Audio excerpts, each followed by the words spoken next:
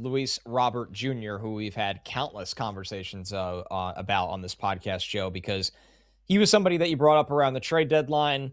It seemed like the Mets have been kind of circling around him for a while.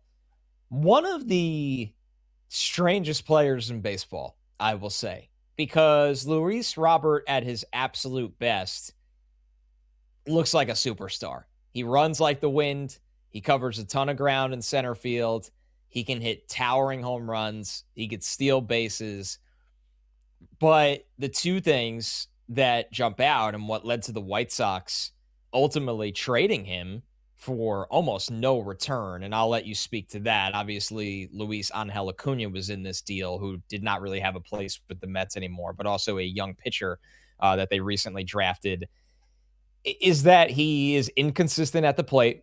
Joe, he goes through, it does seem like he's not inconsistent against lefties. Like we can sit here confidently and say he handles left-handed pitching well, but overall he's inconsistent at the plate and he struggles to stay healthy. He struggles to stay on the field consistently. But Luis Robert on the White Sox, it feels like they needed him to be the 2023 version all the time, which if you're not familiar, and I'm sure if you're a Mets fan, that's all you've heard about, is the 2023 All-Star version. You know, when this guy hit 38 home runs, had an 857 OPS, stole 20 bags, and last year he stole 33. He's obviously someone that's taken advantage of the newer rules. But on the Mets, Joe, they need an upgrade defensively in center field.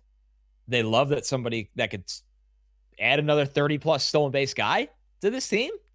If they're getting 60 steals out of their outfield without even factoring in the third guy, like if Soto and Luis Robert somehow give you 60 steals, that's insane. Can Carson Bench survive the year and steal 15? I mean, you know, the reality is they need him to play good defense. Just find it again as a hitter slightly. Not even close to 2023, but can you recalibrate a little bit and be, you know, in 98 games in 2022, he had a 746 OPS. I think I'd sign up for that today, right now, Joe. So I know you love this deal a lot. You're excited about not only what this player brings to the table, but also when he's at his best, what he is. Connor, I finally feel like the Mets love me too. GM Joe.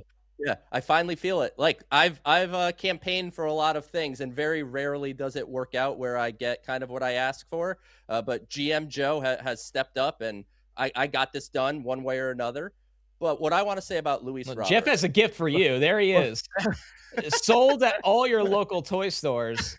And if you're not watching at Citi Field, if you're not watching on YouTube, just go ahead and look on YouTube really quick. You need to see this. This is hilarious. It's just an action figure of my face on a G.I. Joe, photoshopped to be GM Joe. But Luis Look Robert, at those muscles, Joe. Wow, very unrealistic. I have once been told at Citi Field by someone, "Are you Joe DeMayo?" And I went, "Yeah, I sure am." He was like, "Oh, I thought you'd be bigger."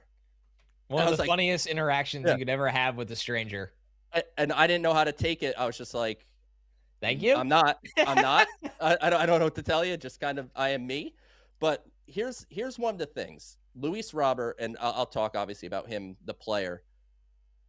The way he played in 2025 was obviously not great, other than the stretch in the middle of the season.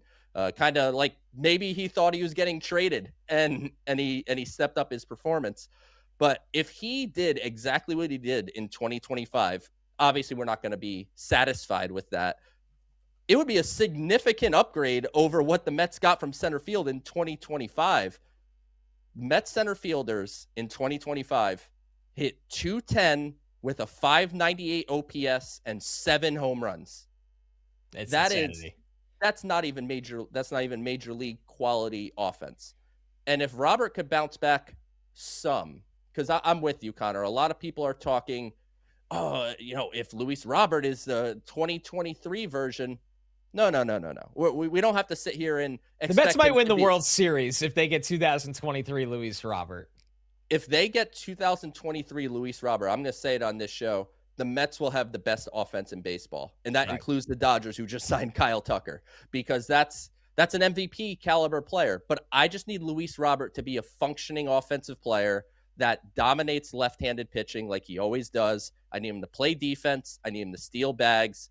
And most importantly, the biggest thing of this all is staying on the field. He has only played like over 110 games once. So the health is paramount for him and finding a way to keep him on the field.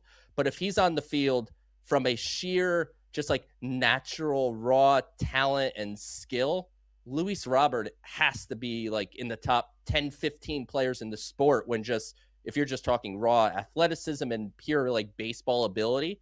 Now it's a matter of being healthy, being on the field, and being able to put it together just a little more consistently. But doing this trade was an absolute no-brainer. Luis Angel Acuna's role on this team was essentially pinch runner. When they acquired Bo Bichette and they acquired Marcus Semien, that eliminated really a need for that, even that late inning defensive replacement thing that Luis Angel Acuna did some in 2025. And he gets an opportunity with the White Sox. So he's probably happy. Like, he goes to Chicago and he's going to get to play every single day somewhere on that roster. So he'll get a chance to prove himself. And the Mets just didn't have a clear-cut spot for him. And he certainly wasn't going to get runway to play.